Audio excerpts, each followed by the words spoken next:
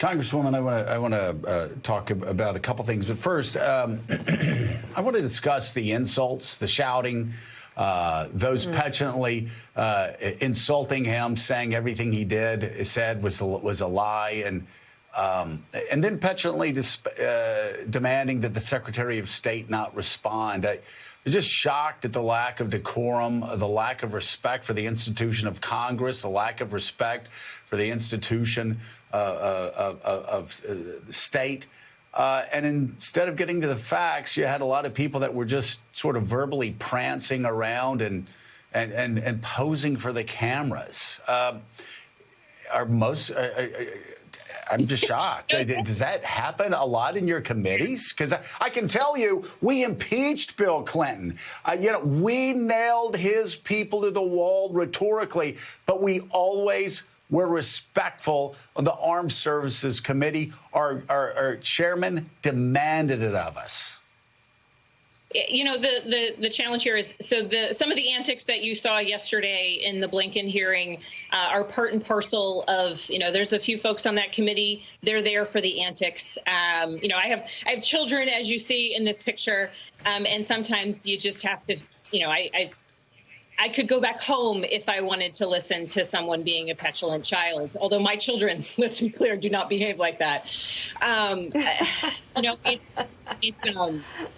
It's preening for the camera. It's not respecting the constitutional duty of oversight.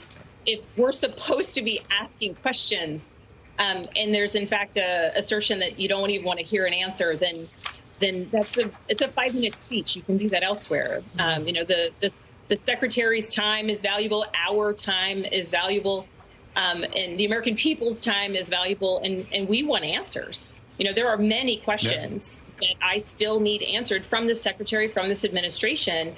And frankly, because it's about looking backwards, what happened in the past. It's also about helping to ensure that we're moving forward. I will say one of the most spectacular questions that we heard during the hearing came from my colleague, Congressman Castro of Texas, who remarked on the fact that in the 9/11 Commission review, that one of the findings was that there were so many State Department officials who were not in confirmed positions. So many Bush administration officials hadn't actually received Senate confirmation.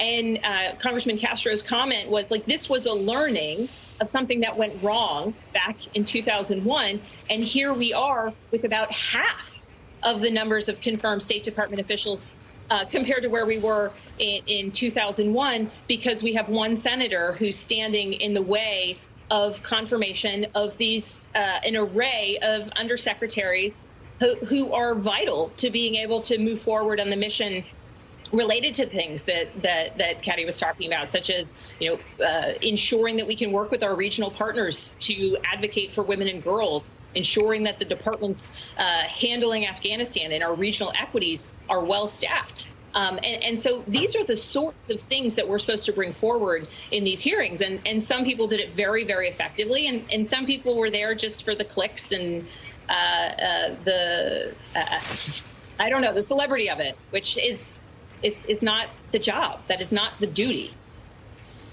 No, it's not the duty at all. And it's disrespectful of the institution of Congress and everybody else involved.